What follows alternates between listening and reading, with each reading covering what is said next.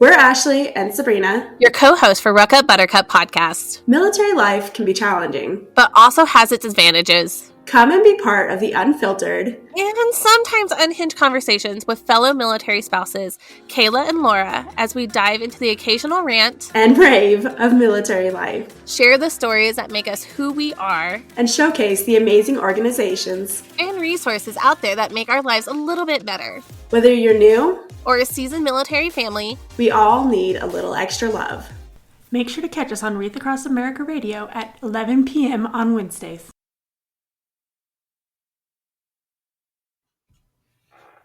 We are proud to announce that today's episode is brought to you by our sponsor, Ruth Anne Kramer, the author of You Belong, the guidebook for the career-minded woman on the move. Have you relocated your career due to the military move, or are you seeking a fresh start? Are you feeling stuck in your current situation and struggling to see a path towards achieving your career goals? Are you looking for motivation to keep pushing forward despite the many challenges that you and other women in America face? Many times, women are unable to recognize the multiple paths that are led to the same destination. When one path is blocked, they often feel declined to give up. The book You Belong, the guidebook for the career-minded woman on the move, was written by Ruth Anne Kramer, a woman who's experienced significant professional transitions over the last 2 decades. As a soldier, military spouse, mother, veteran, and mental health professional, Ruth Anne openly shares her experiences of being questioned by others, being overlooked because of her differences, and not always being taken seriously as a woman in the workplace. Her hope is that readers will find a sense of connection in realizing that they are not alone in their struggles, motivation to confront these challenges directly, and confidence in knowing that they belong, regardless of their differences. Finding the link to purchase her book is now in our show notes and on our social media pages.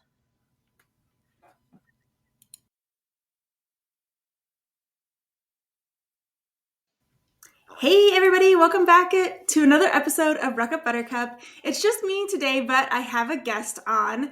We have Ruth Anne Kramer. She goes by Anne. If you've been part of Pillar, you might have seen her at one of the last events this last year, but she has written this beautiful book for us military spouses called You Belong. We're going to go over that a little bit, but first I'm going to go ahead and let Anne introduce herself and tell us a little bit about her background and her history in the military, as well as like being a military spouse. Thanks, Sabrina. Again, my name is Anne Kramer. I served in the military for almost 9 years in the Army and met my spouse while serving and did dual military spouse for about 2 years and decided to get out and go on to school to become a social worker.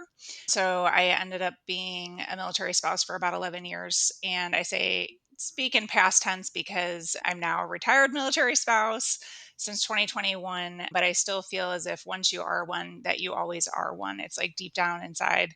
And I just have a special love for the military spouse population to be able to give back to them because of how many military spouses helped me in my journey.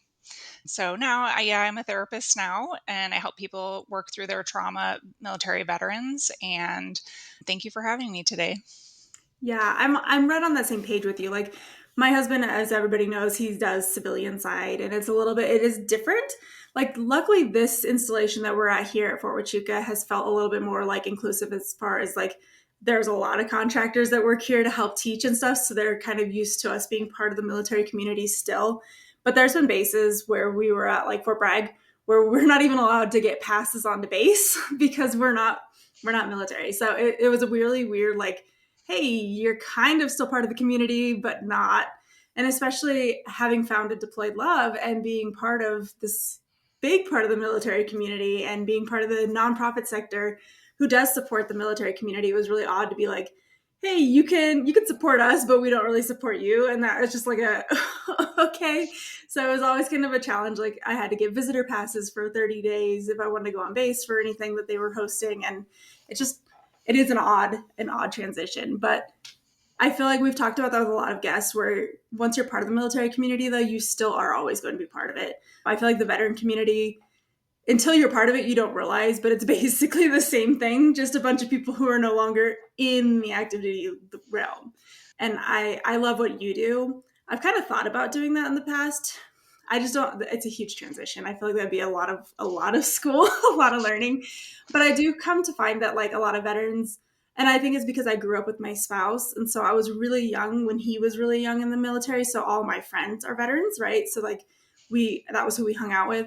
And I feel like they come to me just the same as they would any other veteran friends, right? Because I have not the active duty experience, but like the experience of being part of the military community for so long. And I find them coming to me for guidance, the veterans that are kind of like having a hard time. And I'm like, I don't have any like training to help you. And I don't know how to help you. And I feel really bad because some of them in our small community where I grew up in Nebraska don't have that veteran community around them. And so I'm one of the few people that they're like, oh, I associate you with military community still. Like, hey, I need some help. And it's like, oh man, dude, I don't know. I'm like trying to give him like help, but I'm like, you're so far out in the middle of nowhere too. So it's to be able to actually be trained and you've gone to school and you've learned so much to help veterans. I think it's such a cool job. I think it's so many people need it. And I think that they need more people like you to be able to do the position. But it is, like I said, it's kind of daunting. Like what got you into like changing completely to that career field? I think what the main point of what helped me to decide social work was what I loved so much about the military was helping the soldiers I worked with their problems outside of the military. Because Mm-hmm. if they can't handle what's going on outside of their job, then they're not really present. They may be physically there, but they're not mentally there. And so the higher I went up in my rank and the different responsibilities that I started to have, I worked in the IT field. I did not like that. I started to realize like, wow, I really don't like this aspect of my job, but I like the Mm-hmm. job of taking care of people. And so that helped me to lead into, yeah, I looked for social work and I looked at psychology and I really kind of balanced out what would I be doing and how would that bring me joy. So I really think it's so important for all of the spouses to really think about what is it that you like in your day, because then you can find what profession aligns with that. And then it's like you're getting paid to do something that you actually really love. Yeah. And I think that that's something that I can't wait to use your book to kind of like really dial in and figure out what that is. Because in the past, I've always thought it was creative outlets. And I do have a very creative side. Like I really enjoy that. And I would like to help better. And so it's like I need to figure out how I can do both things, I think maybe, because I've tried to do creative things and do like social media marketing and stuff. And it isn't quite what I want. Like it's there, like I'm getting some of those aspects, but it's not really helping anybody. And I really don't care about like selling products. I don't care. Like I'm good at it, but do I like doing it? It's not really what I want to do. So I need to use your guidebook so we can kind of guide into that a little bit. So I have it here for you guys so you can see this is her book, You Belong. This is so much more than I thought it was going to be. I was telling her that before I got on. Like I expected it to just be kind of like a self-help book where you just kind of read through. But every single chapter has journaling, it's really written to the military spouse. You can tell us a little bit more about this, I guess.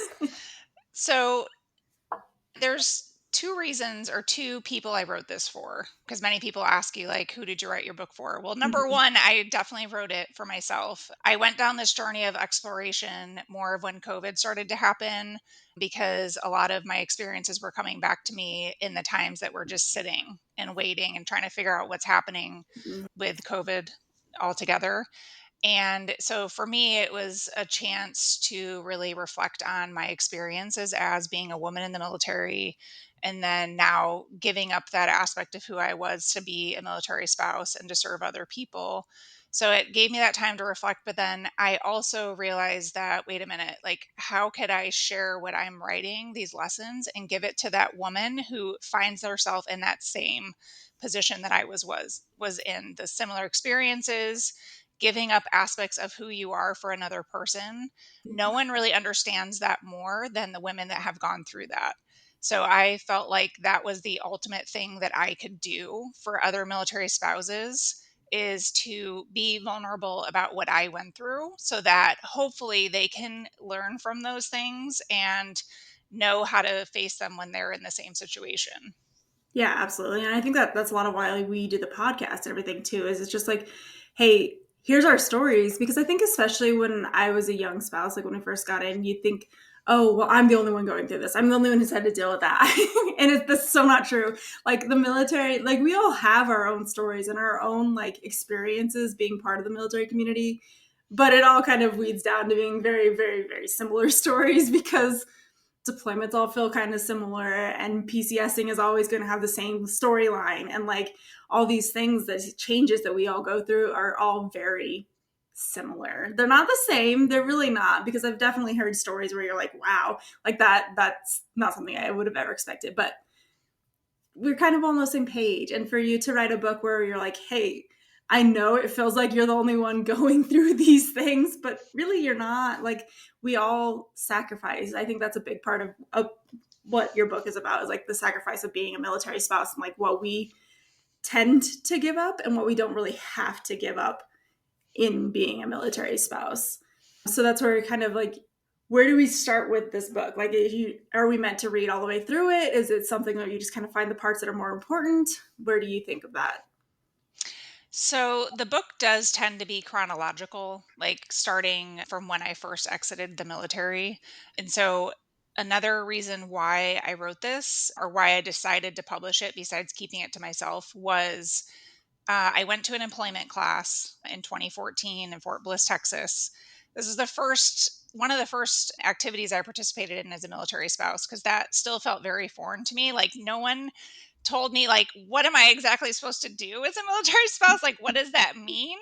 So I went to this employment class, had newly graduated with my master's in social work, and they teach you about how to write your resume, all the websites that you need to post to. I don't even think they were fully talking about networking at that point. But no one really had the conversation with us about how hard it was going to be, how hard being immersed in a new culture as a military spouse, what that actually feels like. And Mm-hmm. so I started to think, like, where do we have those conversations? It's just lacking. Like we don't talk about what actually happens to you when you're in that process. And so that's why I felt like it was so important, because if we can open up those conversations, it helps us to understand where everybody's coming from, and we can be more empathetic to each other in those struggles. Yeah, and absolutely. I think and it definitely comes from two different directions. Like you were saying, you came from active duty, so transitioning to a military spouse is really strange in that way because you relate more to the active duty people, and you're like, oh, I don't understand how to just be the spouse. We hear that all the time. We've had a lot of veterans on, and it's like it is a whole other level. But then also, as my experience coming in at 19 and having only really known my teenage life, right, like college and thrown into like, hey, now you're a wife and here's a house and you need to do all this insurance stuff and you need to like, was also like, what? I don't know what I'm doing. And they're like, and you need to attend all of these meetings at your husband's unit and you need to get to know the spouses. And it's like, that's so overwhelming. It is. They kind of just throw you in. They're like, hey, you need to get part of the FRG. You need to get involved. You need to be, it's like, where do you even begin? I don't even know who I am yet. I was 19. I was like, I don't even know what I'm doing with my life. And you're telling me I'm now a wife and like this important part of an FRG, and there's a deployment coming up, and like there is. I feel that so much. Like when you get thrown into military spouse life, it's just like, hello, you should know what you're doing. And as I've gotten older as a military spouse, I've realized we kind of are the problem a little bit ourselves too, though. Like when the new people come in, you just expect them to know what to do. They get on the ground and they're just going, and there isn't, like you're saying, there isn't that conversation of like, where do I start? Like, what do I do? Mm-hmm. Yeah. So it's kind of chaotic. And I appreciate it though, because I think that we need that kind of resilience. Like we need to learn how to like work on our feet and kind of figure out where we are also, because not always are we going to have that guidance. I know that that's a lot of why Deployed Love exists. Is I've had really amazing FRGs when I was young, but then there were times where there was no FRG and you have no idea what's going on within the unit unless your husband's really good about communicating. And then there's now a lot of it has transitioned to soldier-led FRGs. And so it's not the same as what it used to be, where it was like a lot of spouses taking care of spouses. So having something like this, that even if we could get these into FRGs, would be great to be like, hey, here's a good starting point. Like, even if this isn't career related, like, right? Like, if you just want to know, hey, what is it like to be a military spouse? Where do I start learning and growing myself? Because I think that's the biggest topic is we are still humans and we still deserve to have careers. We still deserve to live our lives too. We sacrifice so much for following and like giving up our jobs and changing. And that's kind of your big stitch in this is like you can still have a job and you can still change every time you move. Absolutely. Yeah. So how do you kind of like, we talked about like managing your expectations. I know there's a whole chapter in here. I haven't gotten that far, but like how to have the expectations of being able to be your own self in your own career, but like also knowing that you're going to have to change duty stations and change the way things run each 2 to 3 years. Mm-hmm. I think the topic of expectations is very important, especially for young spouses, because sometimes we don't learn how to do that even as a child growing up. Our parents don't teach us how to set the expectations for ourselves. So that's where I kind of got lost, is that I made my expectations of what I was supposed to be doing off of how I saw other military spouses functioning when I was in uniform. So it was like very removed from knowing their life, actually. It was just what I saw when they came to meetings and functions. So I tried to step into this role of the things that I had seen modeled to figure out if that's what I'm supposed to be doing. But I didn't actually ask my husband what he expected of me. So that, or, that's an important conversation to have from the beginning, is to ask our spouses, like, what do you expect from me as a military spouse? Do Mm-hmm. you want me to help volunteer with some of the fundraising? Do you want me to be attending these meetings? Of course, like, there has to be compromise, because there may be things that you want to be involved in and your spouse may not want you involved at all. But you're not moving to these places to be isolated. You need connection. And so having that conversation of, what do you want, what do you expect of me to be involved with in the FRG or in the unit, and coming with a common ground. Because I started to get very much wrapped into the things that I thought I was supposed to be doing, and lost myself many, many times. And then my husband said, without me even asking, he's like, I don't expect you to do these things. Like, if you Right. don't like it, don't do it. And I'm like, oh. It was like No. I needed to hear that, but we never even, it just went through a lot of things that I didn't need to end up with that conclusion of, like, I don't have to do the things that I don't want to. And Yeah.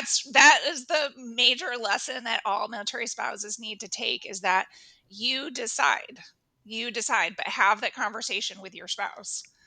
Yeah, and I think especially as a mom, it kind of also you end up volunteering for so many other things outside of FRG, whether that's scouts or helping at the schools, and it you don't have to. I do think that was the FRG, the first FRG I was involved in with. I became the treasurer. I don't think in any mind that a 19-year-old should have been the person doing that in the first place. I don't know how we got there, but nobody else was volunteering, and I felt like you said, like following what everybody else was doing. This is what was expected of someone that was part of the FRG. And he was deployed and they convinced me that they needed me to do it. And I didn't enjoy it either. Like, it wasn't something that I was like, but I felt like I needed to. And so I was at all these fundraisers and I was doing all these things while he's deployed, and I'm super busy. And maybe that helped, obviously, because back in the days of 2009 or whatever that was, during the major deployments, he was gone for a whole year. And it was a Mhm. huge, like, who am I type of year, because I was young and I was just alone on an island. We lived in Hawaii and it was nowhere near anybody I knew. And all of my friends were his friends. And so they were all deployed with him. And it was just kind of like, okay, well, I guess the FRG is where I belong. This is what I need to do. And it wasn't. And I think it was good that after that year, I never volunteered again. It just wasn't for me. Like, I didn't need to be part of the command. I didn't need to be part of any of that. Like, I know at some point that some military spouses kind of get voluntold, like they have to do it because of their husband's rank and stuff like that. And that's a whole other story. And that's kind of a lot of why you don't have to do it, because there's already going to be people who have to do it, right? And so that's the same with parenting, though. Like, I feel like a lot of moms get so wrapped up in like well, everybody else is helping with scouts and everybody else volunteers at the school. And so I need to do this, I need to do that. You don't have to. Like, yeah, it kind of feels like an expectation because there's so many people that do it, but it's not really required. And it's not always even in the best interest of your kids. Like, I think when I helped with my daughter's scouting, it actually held her back because when she's around me, she's a lot more introverted and she's very like codependent. So I feel like if I hadn't been in that situation, she might have sprouted a little bit more into her scout troop and been a little bit more herself at the meetings versus the experience that I had where she was hiding under tables and acting super odd. And I was like, this is because I'm here. And I knew that. And it's like, I shouldn't have been volunteering. And you can say no. And I think there's a lot of moms that just don't. They can't say no, and then they overcommit. And then they're just like you were saying, lose yourself in these positions because they're like, I just committed to it and I thought this is what was expected. And yeah, having that conversation, we always talk about open communication with your spouse. They probably don't expect it. Certainly don't think my husband expected that from our first duty station. I think he probably thought it was rather odd as like a PV2 having to hang out with the commander's wife because we got signed up for some like, I think we did some like obstacle course military spouse thing where we had to basically do like a baby basic training and it was a contest and I was like with the commander's wife and he was just like, this is so weird that I had to hang out with the commander at like 19. So like I'm sure it probably put him in also really weird situations where like had we had a conversation, he'd probably been like, you really don't need to do that. So yeah, definitely knowing like that communication is going to help with your expectations because you will put yourself in situations. And I know it's not just a one person, one spouse does that thing. It's a lot of people put themselves in these situations that they don't really want to be in because they think that that's what's expected of them. Mm-hmm. Yeah. I mean, if you find yourself asking the question, like, why am I doing this? Like that's a good question to ask yourself to You're like, answer for yourself. Yes. yeah, it is for sure. So another one of the chapters that you wanted to talk about was self-doubt. And I think that kind of goes into like being unsure of yourself even after you've like gotten your training and stuff and like knowing that you're doing the right thing, but is it the right thing for like you and your husband's career and everything like that? Yeah, this one kind of goes along with the experience you have by moving to new locations. And I love that you said you lived in Hawaii because that was one of our last duty stations was in Hawaii. And the self-doubt came along with the culture that I was being immersed in. I worked in the community, so working in the community is very different than working on a military installation. And knowing that not every community is going to receive you well. Military spouses do so much for the communities that they get put into, but not every community is receiving of that. It's unfortunate. I just think that we just need to give each other a chance to see how we can support each other. So the self-doubt comes up with the way that you may be perceived or the way that you're treated from other people in the community that are outside of the military community. And the main message that I want everyone to take away, whether you read this book or not, is to know that you need to tell yourself, I belong. Despite what anyone else says or does to you, you were brought to the area you are in for a reason. You were sent there on orders or you got a job if you're not in the military, and you belong no matter what anyone else says. And so if you can just remind yourself that if you're in a situation of self-doubt, you're not going to have the answer to every situation that you're in. You're not. That's what life is about. We learn through our failures and through self-doubt and through fear. That's how we learn. But always reminding yourself that I belong so that you continue to show up and that you put yourself in these situations where other people may be telling you or showing you that you don't belong. That's like the main point I want to hit home about the self-doubt. That's natural to have self-doubt. But the more that you put yourself in those situations and the more experience you gain, that will start to drift to the back. Yeah. And if Ashley had been on, she would have told you, she had this story about like not being hired for a position that she very specifically was qualified for and I did get to a part of the book where you had talked about that, where like, because of well, how long will you be here? Like, I know you're only temporary, and they don't want that. And it's not always the case. Like sometimes we do get extended and we could have been there for 6 years, but they're not even willing to give you the chance. And that's where that self-doubt I think really creeps in, is like, well, I know I should be able to get this position. Like I know I'm overly qualified. There's no reason to not. And then finding them being like, I don't think we can do it. And just for those reasons, like because you're a military spouse, and you can't hide it on your resume. I mean, a lot of our positions look like, well, why did you only work there for a year? Why did you move after 2 years at this job? And it's really hard to write a resume that doesn't show that you're a military spouse. And I want to know, in your opinion, is do you think it's better to not mention that you're a military spouse when you're going into like the job interviews with different companies, or and like let them just kind of figure that out through like looking at your resume, or like lead with it? Because we've kind of talked about it on our side. Like I think military spouses are great. Like I think we are organized, we're resilient, we do a lot of things that a lot of other spouses don't do. And I think that that's an asset, but it does kind of put that on there when you're having an interview where like, hey, she's temporary. Hey, she may not be around for long. Yeah, it's really tough. I would think that if you want to go in and share that piece about you, because there's always that question, tell me about yourself. So Mm-hmm. always just prepare that ahead of time. If you are going to use that attribute about you, is have the strengths lined up about why that makes you the best choice for that position. Because I think that it has made me a better person. It has made me a better employee. Mm-hmm. I've been exposed to many different work environments, so I know that there's ways to do things. And it has helped me be a better asset for my team. So as long as you bring that in and you sell it and you own it, that should not be a problem. I mean, that's not something that my employment personally discriminates about. So if it is something that you're proud of, I think you should come to it and share it. Yeah. And we've kind of suggested in the past also looking for jobs that are run by veterans and things like that, because they understand how that is an asset, because it is an asset. Like you're saying, we also have like this major culture around us, right? Like we also know so many different people from so many different areas, and we have a huge network. I know personally my network is huge. Like I really, if I needed to pull strings, could pull strings, because I know people all over the entire world at this point.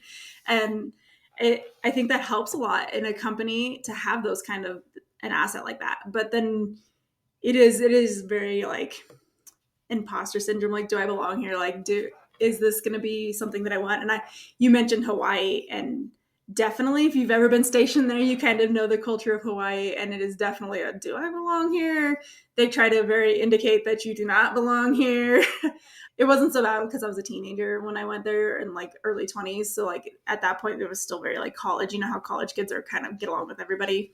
But I could definitely see if you had kids and you were there older, that culture would definitely stand out a lot more.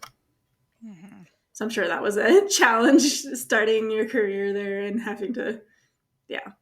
But as part of that like self-doubt is imposter syndrome also, though, like also knowing you're really good at what you do and being told that you're not is kind of, or thinking that you're not, I guess. More, it's more mental. I definitely was told that I wasn't at one point, which was super annoying, because as an executive director, that's a huge position, and that was what I was Mm-hmm. for Deployed Love for a while. And it was like, I founded a nonprofit. I know, like, to get to this point, I had to learn a lot of information and then have people be like, oh, well, this is just your side job, right? Like, or this is just your other little thing. And it's like, then you sit there and you're like, oh man, maybe I don't know what I'm doing. Like I did just kind of teach myself all these things. I'm like, do I know what I'm doing? And imposter syndrome really is hard to get through. Like to be like, should I keep doing this, or should we hire someone else who knows what they're doing? Or because it's a hard job, and to know what you're doing is basically not taught. You don't really learn how to become an executive director. That was just kind of thrown in there like, hey, you want to start a nonprofit? Well, you're gonna have to be in charge of it. Like, especially starting out, you don't have funds. You can't pay to hire anybody else. Like, you better figure out how to do it. And yeah, I've definitely hit imposter syndrome, and it was hard. It was a hard time to get through. And but then you do have all these people. I always have to look back and be like, oh, but over the last 8 years of working for this nonprofit, I've had 50, 60 people volunteer. That's where it comes down. It's like these people Mm-hmm. believe in what I'm doing to the extent that they're giving their time for free for our organization, clearly I'm doing something right? Like it has to be something is going right. Otherwise I would have no volunteers. So you have to think about those silver linings of things like that, even though it is hard to get out of that, like that mind frame.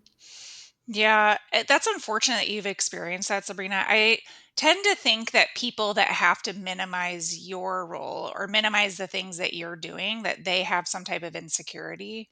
So you could always find a way, because I write about the questions no one talks about is one of my sections, because people will ask questions because they're trying to get to something behind. There's something behind the question that they want to get to.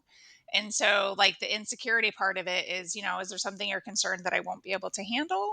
Mm. Or, like, try to put it back on them. I would probably go around that route. It's just there's usually insecurities, and what you have done, what you've accomplished is amazing. And I think it's definitely something to be proud of. Yeah, I can definitely see it as he was insecure. He was an older male, and we were on a radio show, and he was just like, well, I'm glad you guys are doing this as your like little side thing. And luckily the girl who was there on the interview with me was like, oh no, honey. She's like, no, this is a full-time job. We work all day, every day. And like, and she's volunteering for Girl Scouts, and she's doing this. She was like, threw it back in his face. Like, no, you're not going to end insult us on like public live radio. Like, what is wrong No. with you? No. Yeah, it was like, dang. But it doesn't feel good when people do that. And it's like, just be nice to people in general. Just if someone's doing like volunteer work is hard, and nobody gets paid in the nonprofit sector until you're like some big, fancy, big CEO type thing. Like, it's all just because genuinely I care about the military community. That's why me and Ashley both do this. We don't get paid. There's not a penny that goes in our wallet. Like, we are here to help other people. So like, be nice. Like, it's so much work. Like, I'm so glad that she took over executive director, because oh my gosh, the amount of work that like you're running an entire company. You have people under you, so many people. It's so much work. But then kind of we can go into the next topic is leaning into your connections though. I think that has made us so strong because we were part of the military community. Both of us have over 16 years in the military sector. We're able to find people, amazing people like you, like people that have these connections, and we're able to come on and have a show where we support military across every board. Like, we definitely have now transitioned more into helping veterans, and because we're on Reach Across America Radio, which is really fun that we know half of our audience now is veterans. And so we're not only able to just help military spouses, we're able to find resources that are available to everybody. So that's the coolest part about being part of the military community, I think, right? Is having those connections and being able to use that to your advantage. Yeah, I think the connection part also leans into your question about whether you should share if you're a military spouse or not, because I think if you know people in the community of the employment that you're trying to get, ask them, hey, what's the environment around talking about being a military spouse? Because there is a Facebook page for mental health clinicians for military spouses that I've had people say, hey, I need an internship. I'll flat out post on there, hey, these are ones that I recommend that you steer away from. Okay. Like, so definitely use your connections to get to what it is that you're looking for. Whether Yeah. you know them or whether you personally know them or not, put Yeah. yourself out there because we have all been in that position where we don't know anybody and you only get what you ask for. So just ask. Absolutely. Definitely. And I think I use LinkedIn a lot for that. Like, hey, I can see, hey, this person works within this organization, and I'm just going to ask. And it works out all the time. Like, Ash is like, I don't know how you get all these guests on our show. I'm like, because I just ask them. I'm like, I find them from something else, and I'm like, oh, this would be so great. And I just ask. And most people are always willing to talk about themselves. They're willing to tell their story. And why not? It also gets them in front of other people. So, like, yeah, just use your connections to kind of just get where you want to go with things. And that it's always worked. Like, I've never had an issue with it. And it's funny because she's just kind of learning as becoming the executive director, like how to really use that, because I've had previous executive directors from other nonprofits sit down and literally show me their budget. So we knew how to build our budget. Like, they'll give you information, because what does it matter? Like, but you have these really cool connections. And that's kind of where I talked about, like, also looking for jobs within veteran owned companies are very helpful because they already are aware of what you provide. Like they're aware that, yeah, maybe she's only going to be here for 2 years, but that's 2 years of amazing marketing skills, or that's 2 years of someone who's going to work at the front desk at the Veterans Institute or volunteer or help or whatever, that like will know what those people are going through. And that's better than just finding someone out of the community who doesn't really know anything about veterans. Like that alone is a huge resource. So like using that, and it doesn't have to be for veterans, but just ran by veterans is a huge help. Like I've definitely noticed that's where we look for donations, is always through veteran organizations and stuff like that, because we know that they get it, they're going through the same thing or have been through the same thing that our community is also dealing with. And that's a great connection too, even if it's not something, like you said, you may not know them personally, but if you have enough of a connection or enough things that you have in common, it's okay to ask. I mean, what's the worst is a no. It's just a no. And then it's like, okay, and you move on. But use those connections. And it can be, I think that it can also be through your spouse's connections. I think if you have that conversation with them and they have active duties, like people in a different area where you're moving and they already have connections there, that it's okay to use their connections too, as long as you have that conversation with your spouse, being like, hey, I'm going to reach out to so-and-so at the new installation. I know that they work within MWR or whatever, the position that I want. Is that okay? And then making sure you ask first, so you're not just like using their name or their rank or whatever to get a job, but you can use your spouse's connections too, because they've earned them just the same way. Absolutely. Yeah. So the last kind of topic that we were going to talk about was you have this uncovered lessons, like things that like you've learned along your route, right? Like of your career and why you wrote a book and like why we're at this point in your life. Yeah, so there's a couple key points that I pulled from the book that go into greater detail if you dive into it. But one lesson that I have taken from my experiences is don't accept the first no as your final answer. One big one was when I was getting out of the military in closer to January of 2013. I applied to go to get my graduate degree, and they were saying that, oh, you can only go to school if you start in the fall. So most programs, they want you to start in the fall. And so that didn't align with my timeline. But I said, well, there's got to be someone else I can talk to about this. And so I talked to someone above the admissions and they let me come into the program. I told them how I could make it happen.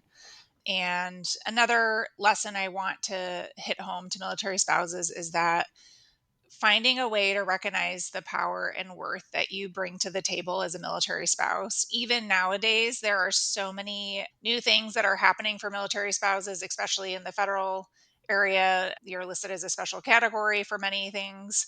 So your voice is just as important as the military service member's voice. Just speak up and use it. When you know that something isn't right, advocate for yourself. Another lesson is that disappointment is inevitable, but it doesn't have to hold you back. So I faced many times people told me no. And even after I pushed back and just had people treating me disrespectfully, and many times just disappointed. And I just want you to know that that doesn't have to be where you stay. We can push past disappointment. We can lean into our connections. We can reach out to other spouses and veterans for help. That just because you're feeling that way in the moment doesn't mean you have to stay there, but it is part of the experience. Mm-hmm. It doesn't have to be the stopping point though. Yeah, and definitely in this economy and there's going to be disappointments where you like really wanted a position and you don't get it, or there's not funding for it. I mean, my husband right now is kind of looking for a new contract, and it's really hard to apply constantly to positions and being like, I know I was qualified for that. And I think a lot of it right now is honestly, they're having to post that they have positions, but they don't really exist. And I've had to tell them that. I'm like, I don't think that these positions actually exist or that they even have the funding for them, but they have to, as a company, show that they have openings available. And I was like, it's not you. Like, the fact is, if you have 16 years of experience in that exact position, there's no reason they wouldn't hire you. And if you're not even getting to interviews, I don't think that position exists. And he's kind of had to realize, like, oh, you're probably right. Like, at this point, because if they're not even going to interviews. So it's disappointing because we kind of are currently at a location where we never expected to be. This isn't a job that we were hoping to ever do, but it was the first job that finally got offered to us after 4 months of not having a job. So we were like, okay, this is where we are. And so we've just been very temporarily living here. And that's also hard. It's a hard part of the military. And as a veteran now, doing the civilian side is things can be even more temporary now than they were when we were active duty, where like you knew at least then you're guaranteed 3 years or 2 years, where now it's like, it's whenever that contract ends. Like that's how it happened to us. We were in Germany and our contract was just like, hey, this contract's ending. We were like, okay. And so life just changes, and it's not what you expect. Like we definitely had expected other things from being part of the contract world, where people are like, oh, well, I was in Germany for 10 years and we retired there. And that's not the economy anymore. Like that's just not how things are, like, especially with government jobs. But we also go back to that, like knowing your power.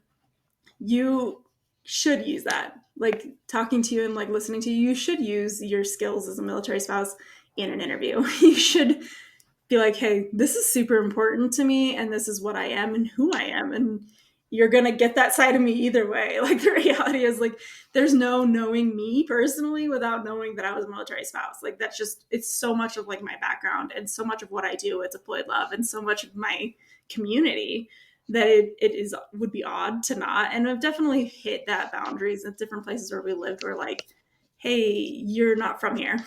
Like, especially here where we're at, Fort Huachuca, it's a very, very tiny town. And most of the people who've lived here have lived here for their whole life, or they're old veterans who have retired here. And yeah, we definitely, they're like, hey, I want to be part of this homeschool community. And they're like, yeah, that's cool. And then they start talking about all their friends from high school and all these things. Do you remember this? Do you remember this old building? And it's like, yeah, you're not really being very inclusive. I have no idea what you're talking about. Something from 15 years ago. Like, and you just have to kind of be like, okay, well, I'll find where I belong. And that it does tend to be like, I'm like, okay, well, that means I'm going to go help with the volunteer at the VFW down here instead. I'm going to find my community somewhere else. Like, because that community still does exist, and embrace the military community. I think that's the biggest thing. We always have a message to military spouses is to embrace that you are part of it.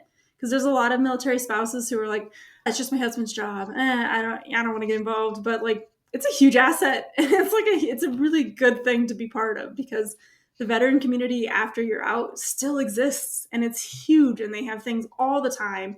There's tons of free resources. Like, be part of it. I think that it can be overwhelming. We talked about that. Like, you may get voluntold or stuck in positions or volunteer yourself places where you don't belong. And it can be overwhelming to be a military spouse sometimes.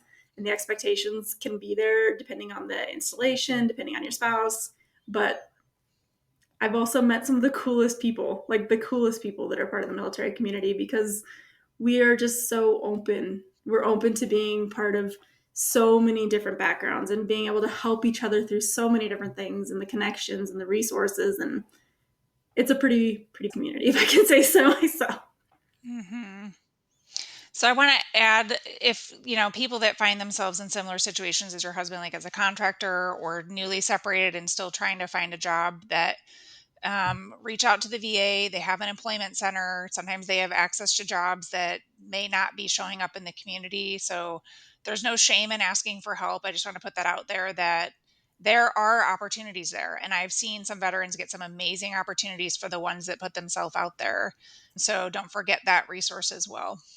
Definitely. I will definitely make sure he listens to, because he is definitely frustrated at this point, and it's hard.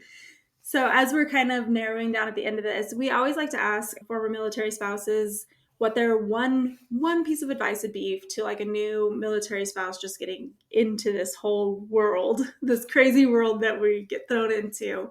What would be your one piece of advice to those spouses? I think one piece of advice I would say to spouses listening in is that to have something for you. Have something that's like just yours, that only you have access to. It's not connected to the military. It's not connected to your children. It's something that's just for you. Yeah, I love that. Like, Deployed Love is kind of connected to the military, but I feel like it is my baby. It's my thing that, and I built it because I wanted to have something that could go with me, because I wanted a job that, hey, it doesn't matter where I am. I've been in Germany since then, and like, you just bring it along and still can be part of supporting and being part of that community. no matter where I am. So it's nice to have your own thing. And I feel like a full human because of it, because I'm like, hey, this is my accomplishment that I did. I built this baby from the ground up. Like, this is my thing. And no matter what happens, even if it were to shut down in the future because nonprofit life is hard, like, that's okay. Like, I still took something and was like, hey, I want to do this. And I did it. And that feels like such a good thing for you to have, because being a military spouse and just being a military spouse is kind of demoralizing, I guess, like, to just feel like that's the only title I hold and that's the only thing. And like, it's okay. Like, if you are, especially if you have babies, like, you're busy, that being a mom is a big title in and of itself. But once they get to an older stage, like, my kids are like preteen land, and I need something for me too. Like, there needs to be something that's not just taking my kids to extracurriculars or going to my husband's unit stuff. And you need to have your own thing. And it doesn't have to be anything huge, but just something where you can be like, hey, this is my time, my space, my job, my whatever, Wow. Do So you have anything to Sabrina, add? yeah, I just wanted to say, I'm not sure how much time we have, but if you don't mind, I'd just like to read like a paragraph from one of the sections that's specifically focusing on military spouses, and it's section 4, page 15. It's called the Wizardess. So you will find that a lot of the titles and stuff I have feminized it, I love so to it. say. So each section has a quote, and then I just want to read a small paragraph of this is where I'm talking about the magic that military spouses hold. So you are unrepeatable. There is a magic about you that is all your own. And that's a quote from D.M. Dellinger. Military spouses are magical. Of course, all women are, but this section is to highlight this unique group of amazing women. Many military spouses have also served in uniform, and some still do. Military spouses are wizards, but yet they are the wizardesses. Military spouses are the true wizardesses behind the curtain, making all the magic happen while most of the time not being seen or recognized. Yet they keep going strong for the greater good of our service members and our country. They have so many tricks up their sleeves that most of the time they make things happen before others even know it needed to be done. I am amazed and in awe at all military spouses I've seen persevere and thrive despite the countless obstacles stacked against them. They are a breed of their own, one that I am honored to belong to. Military spouses will never be a carbon copy of each other. Each of us brings something special to the table. We all hold the priceless value of selfless service in us for the sacrifices made for our spouses. Those sacrifices may entail parenting alone while their service member is out in the field or has gone to another location for training or off to a foreign land in combat, all with the knowledge that some of those service members may never return. Other sacrifices include making home repairs and car repairs alone, or even having a child in the absence of their military partner. No amount of gratitude can fill those voids. Even so, I want to thank all military spouses for all that they do. I have a strong inclination that our service members would be in a world of hurt devoid of the presence of their spouses. I'm going to Absolutely. pause there. But it's a feeling what military spouses do, and it's many that they can't put into words. But I know that we would be at a loss without everything that military spouses do. And so if anything, if you pick up the book or, listen into the podcast, you will get a better understanding and gratitude for what you bring to this space. It's so important. It's priceless. Absolutely. That's a great place to leave off at. If you guys are listening and you want to get a hold of Anne or are just looking for the link to this, it is going to be in our show notes. Of course, it'll also be on the website and our blog and everything like that. So you guys will have plenty of ways to access this book. And I hope you guys do buy it. Like, genuinely, even as a veteran wife, this book is going to make a huge difference in my life. And I know that I cannot wait to sit down and actually like read through it and have a chance to journal, because there are topics in here where you really get deep into like how that is going to affect your life if you don't like negotiate and realize these things in your life. So I think that what you've written is amazing. It's beautiful for our community, and the military spouses needed something like this. And so I will definitely be very excited for it to go out. You guys will have been hearing ads for it already on the podcast over the last couple of episodes. So we hope that you guys are picking up this book, because it's an essential to our military community. And I feel like it should be a workbook, like I said, that should be given out at FRGs to the new spouses, because it's like a workbook to figure out how to be a military spouse, but how to remain yourself. And that's beautiful. Like, beautiful. I appreciate it so much, Anne. You're such a light, Sabrina. Thank you. This has been so nice to meet you and to be able to have a chance to talk. And I cannot wait to work with you more in the future. And I hope everybody enjoyed the show. And as we like to say, Ruck Up Buttercup.